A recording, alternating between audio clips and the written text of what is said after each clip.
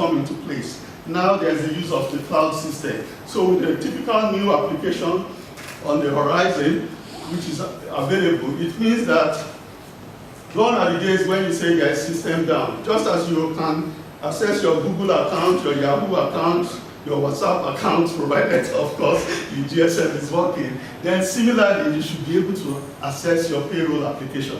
So those are some of the, when you use outdated technologies, you will have those constraints of, you have limited period you can access, you want to do your work at home, you want to work over the weekend, you are constrained that you have to come to the office. Does that sound familiar? It has happened to many of us. At times you just see you have to take that trip to the office because you just must get the work done, and it can only be done with you physically present in the office. So you may also have missed deadlines. What does missed deadline mean?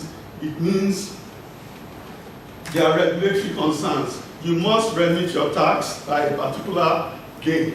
If you have returns, then you have to make it. And when we get to payment as well, you know that you need to make some withholding tax returns, you need to make some VAT returns by the deadline. So if you miss your payee returns deadline, it's possible that the tax authority may come and clamp on you or give you some fines later. So those are some of what we mean by that.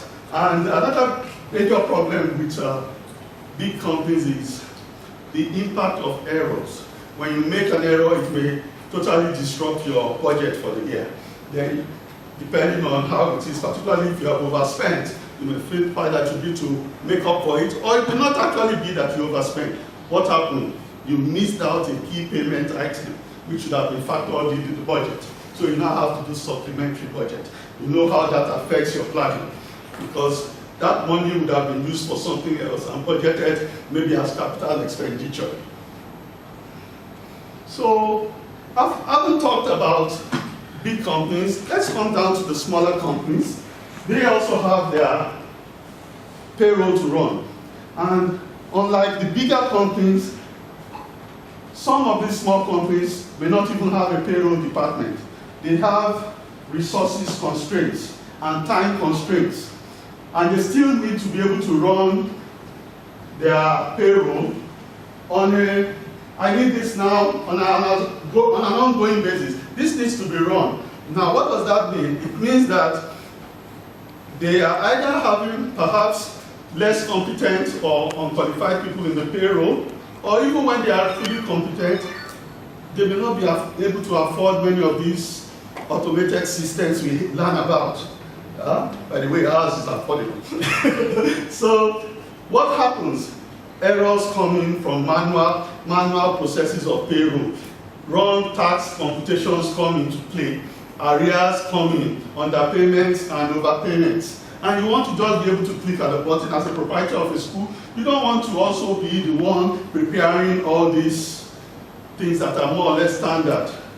Salaries are standard, there are rules on it. The system should generate it. You should just come back and review. So human error mistakes also is a very important aspect of issues and challenges facing small businesses. And the staff expect certain best practices to be extended to them, no matter how small you are.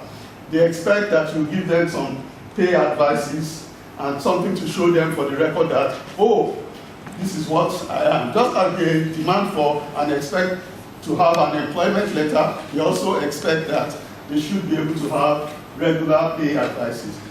So generating this on Word or Excel and manually inputting it or semi-automating it is a challenge because this can also be prone to mistakes.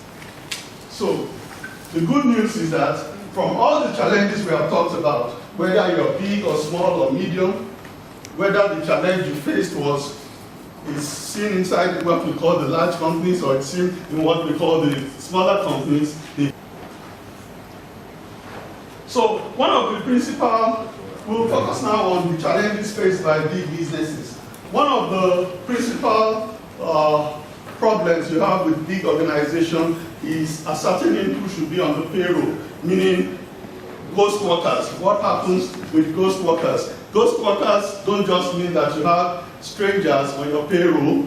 It may mean that you have somebody who is collecting payroll, who is collecting on the payroll salary more than once, double, triple salary he collects. Or it may also mean that certain people have probably been suspended or they have been absent from work, and your processes entail that such people should not earn salary during those months. So what that means is that they are actually like fictitious or additional workers who shouldn't be on the payroll. So that's what we mean by presence of fictitious workers. Now, we also have an issue, particularly with big companies, medium companies as well. In fact, all three categories, small, medium, large, tend to at times have timing errors, such as delay in dropping separated persons from the payroll. What does that mean? Perhaps you may have schools, you may have several branches of your schools or several outlets in different locations, group of schools, or you may have a company that has different branches. And the way you are organized is such that they report to a central human resources department in the head office. And there's a communication gap whereby they are not updated quickly as to who has resigned or who has not. And so in that way, you see that somebody may get salary for a month or even more before the appropriate records are updated or appropriate parties are notified. Or at times it may just be deliberate through mischievous people. And we also have prevalence of data integrity issues when we say, particularly when payroll is not linked, the payroll record is not linked with the human resources records appropriately. What does that mean? In your human resources record, it may have been manually updated or semi-automated such that you have that the employee has moved a grade up or has been downgraded or is supposed to be on a certain salary scale for a certain period or is entitled to some leave, and it is properly updated on one record but not on the other record. So there is a mismatch leading to issues of data integrity which may lead to under or overpayment, as the case may be. We also have issues of data storage and retrieval records. Now you can imagine you have automated your systems, you have the system, and somehow you are restricted by the people that develop this application, such that your application can only store data for, say, 6 months, the last 6 months.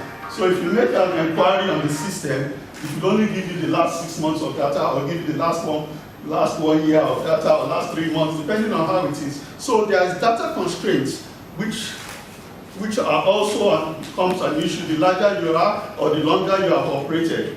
And you know, data retrieval, depending on what that we are talking about, when you are already automated. Even when you are not automated, it gets more pronounced because you may have to retrieve files. And we all know how difficult it is to compile from manual files. So that's what we mean by data retrieval. Track changes and effect payment adjustments on time.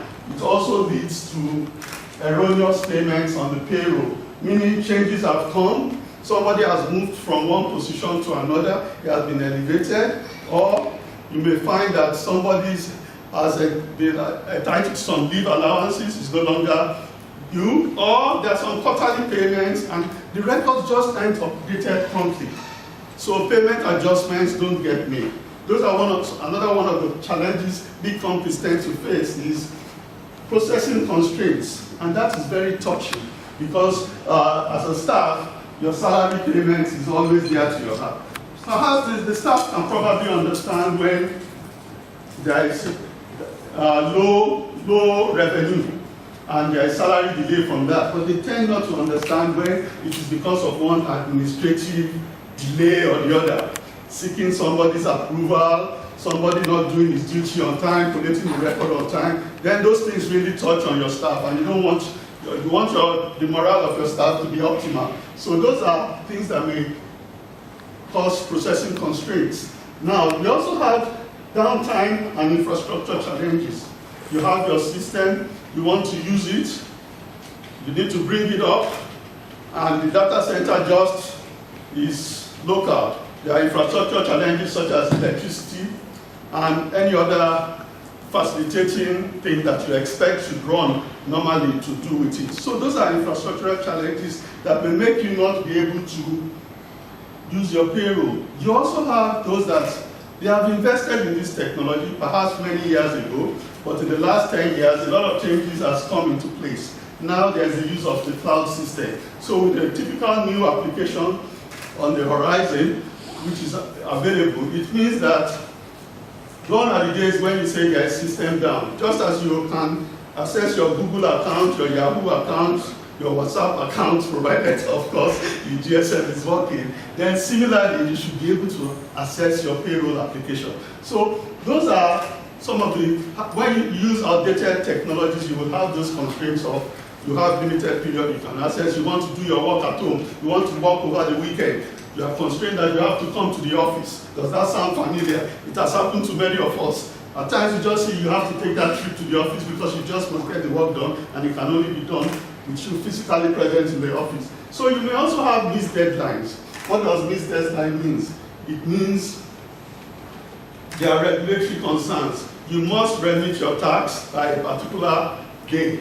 If you have returns, then you have to make it. And when we get to payment as well, you know that you need to make some withholding tax return, you need to make some VAT returns by the deadline. So if you miss your payee returns deadline, it's possible that the tax authority may come and clamp on you or give you some fines later. So those are some of what we mean by that. And another major problem with big companies is the impact of errors.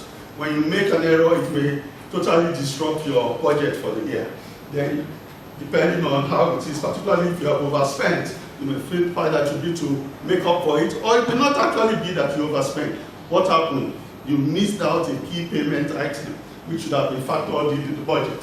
So you now have to do supplementary budget. You know how that affects your planning, because that money would have been used for something else and budgeted maybe as capital expenditure. So, I've talked about big companies. Let's come down to the smaller companies.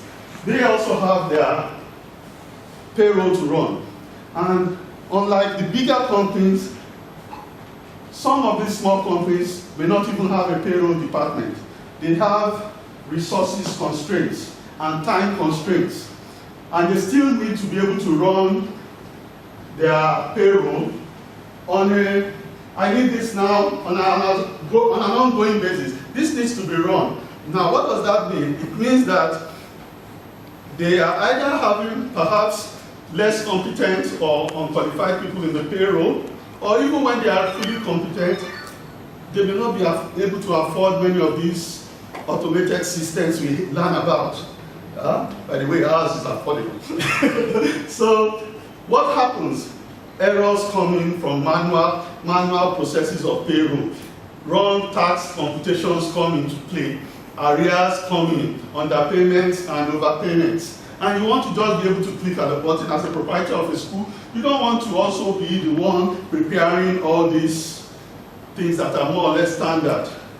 Salaries are standard, there are rules on it. The system should generate it. You should just come back and review. So human error mistakes also is a very important aspect of issues and challenges facing small businesses. And the staff expect certain best practices to be extended to them, no matter how small you are.